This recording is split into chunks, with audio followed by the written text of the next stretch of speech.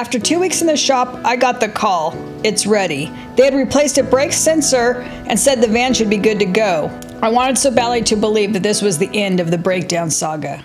On the road to healing, 1 mile at a time. Welcome to the Van Breakdown Chronicles, a raw and honest look at life on the road when everything goes off course. This isn't just about a van. It's about navigating uncertainty and finding strength through the breakdowns, inside and out. Here's the shop the van was towed to. I was so excited walking towards my van.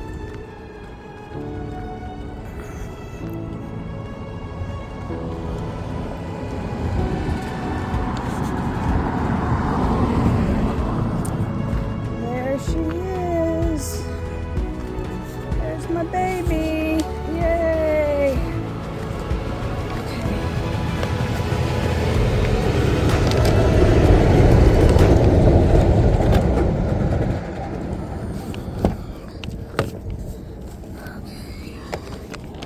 At least they put this down. It's so dirty.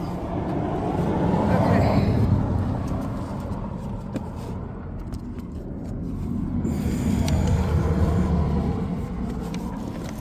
I got behind the wheel, the familiar seat, the keys in the ignition.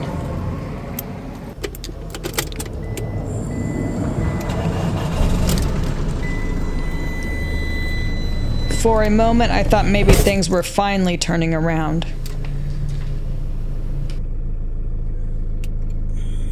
Dirty, dirty, dirty in here. It's crazy how just going to a shop for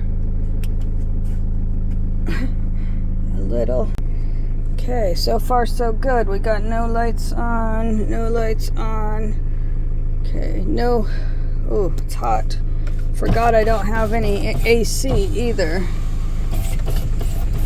Okay. But less than a mile later, the same issue. Again. This wasn't just mechanical failure, it was emotional whiplash. This was the third time we'd made the trip to pick up my home, only to turn around empty-handed. So, got there to pick it up, and it wasn't fixed yet again. We went a mile up the road, and Derek was behind me, and he noticed the brake lights were still on, and he called and he said, "Are you pushing the brakes?" I'm like, "No," and he's like, because I stopped and I said, "It feels like something's dragging again. I don't know if it's transmission, I don't know if it's brakes, what it is, but it, like, when you push the gas forward, it's like dragging bad and you can barely go." Anyway, so he said that the brake lights were still on. So I drove really slow back to the tranny shop and told them, and then they kept it, and they said they're gonna have their technician or somebody look at it again, because they said it was just a brake sensor. They replaced that. It had some hand controls because of Derek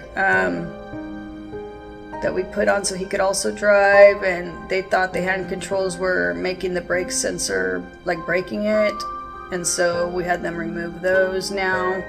So hand controls will be off, they're going to replace it again, and we're going to go from there, but it's been a nightmare. The shop was honest. They were getting transmission codes, but they couldn't work on my specific kind. We had to start the research process all over again and find someone who could help. So Derek and I did some research, and we were able to find a shop called Amco that was able to work on my type of transmission, and so we got the van towed there. So this is shop number 3, but we're still waiting. This van isn't just about transportation. It's my freedom, my health plan, my sanctuary. Being stuck like this for weeks is taking its serious toll. Even in my lowest moments, I remind myself, I am not alone. I have this community. I have a place to land with my husband. I have Desert Sage. And I definitely still believe this journey's worth it. Will shop number 3 give us the answers, or will it be another dead end? Stick around for part 4. Still stranded, when will this end? On the road to healing 1 mile at a time, with desert sage and hope by my side. With pain and strength part of our day, we love helping others along the